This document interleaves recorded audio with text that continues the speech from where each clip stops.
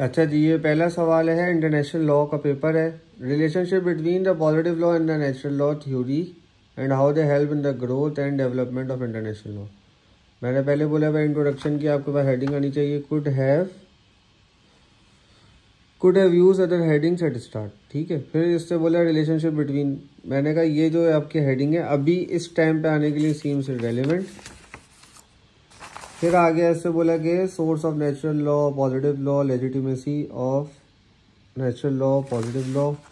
फिर आ गया concept of morality, the role of these theories in the growth and development of law, natural law, international law. Foundation के ऊपर आता है certain principle such as justice, equality. बिल्कुल सही इन्होंने लिखा है। अच्छा, इन्होंने इसके ऊपर भी बात किया हुआ है हुगो ग्रोटिस के ऊपर, जो कि एक अच्छी बात है इन्होंने की है। हाउएवर जो इन्होंने क्या है, role of positive law in the development of international law, ये जो है ये बातें सारी सही लिखी हुई लेकिन शॉर्ट है, तो मैंने ये लिख दिया है कि भाई क्या क्या चीज़ें आप ऐड कर सकते हो।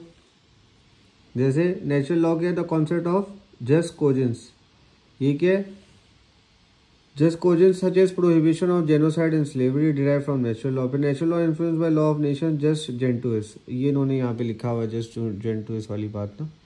अच्छा, कंक्लूजन अच्छा दिया है, लेंदी दिया है, बस मैंने ये कहा की टर्मिनोलॉजीज आर मिसिंग, अंडरलाइन की वर्ड्स लाइक कोडिफिकेशन, यहाँ पे इसको अंडरलाइन किया करें कि भाई आप ये बात करें, मेक प्रॉपर हेडिंग। फिर आ गया the source of international law with reference to article 38। Article 38 है लीगल ऑब्लिगेशंस, सही है। 1B कस्टमरी है, ओपिनियन जूरिस। अच्छा, ये इधर आ गया general principles of law, decisions, ICJ rulings. ठीक है, अच्छा लिखा हुआ है ऐसे। तो मैंने कहा कि इसको ना आप ओपिनियन जूरिस को वीकनेसेस में करते हैं, कंक्लूजन से पहले क्रिटिकल एनालिसिस अगर आप करते तो ये 3 वीकनेसेस अगर आप ऐड करते हैं, judicial decisions and writings are not binding, limiting their authoritarian weight. Next जी, अच्छा, डिस्कशन ऑन ओपेनहाइम्स। अब ये ओपेनहाइम्स का इन्होंने लिखा हुआ है, काफ़ी ज़्यादा नॉलेजेबल बंदा है, मगर ये जो इसके ऊपर ये बात करनी है कि ये देखें आप, स्टेटमेंट कितनी बड़ी वो दे रहा है, हेडिंग नहीं लग रही, पता नहीं 4 लाइनें हैं। ठीक है, और एग्जांपल्स दी हैं इसके ऊपर इन्होंने डिस्कशन की, तो मैंने इसको कहा है कि प्रॉपर प्रेजेंटेशन क्या होती है कि पहले आप ओपेनहाइम की डेफिनेशन देते हैं। International law is a body of customary and conventional rules considered legally binding civilized states in the interconnected with each other. फिर 3 एस्पेक्ट है, सोवरेन स्टेट्स क्या है वो एक्सप्लेन करते, कस्टमरी रूल्स क्या है ये, लीगल बाइंडिंग नेचर ये एक्सप्लेन करते, फिर आगे जाके सिविलाइज्ड स्टेट्स को एक्सप्लेन कर रहे होते हैं।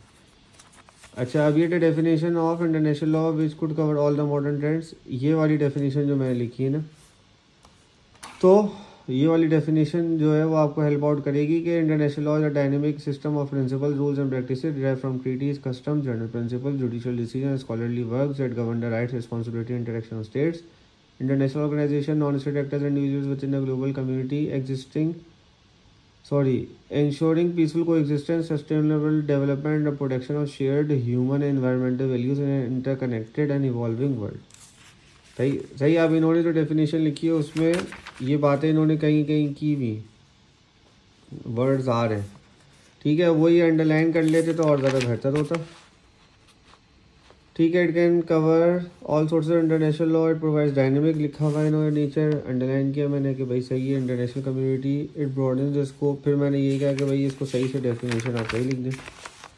तो फिर मैंने कहा कि इसके अंदर क्या क्या पॉइंट्स ऐड आप कर सकते हो। ठीक है, मैंने कहा कि देखें जब ये बात कर रहा है मॉडर्न वर्ल्ड, तो पहला क्या है, इंटरकनेक्टेड ग्लोबल सिस्टम। फिर क्या है, ग्लोबल ऑब्जेक्टिव्स क्या क्या है, पीसफुल को existence, sustainable development, environmental protection, SDGs के साथ अलाइनमेंट, और इंडिविजुअल अकाउंटेबिलिटी। ठीक है, तो ये सब चीज़ें अगर ऐड कर लें तो फिर ये आंसर आपका हाई स्कोरिंग आंसर बनता है।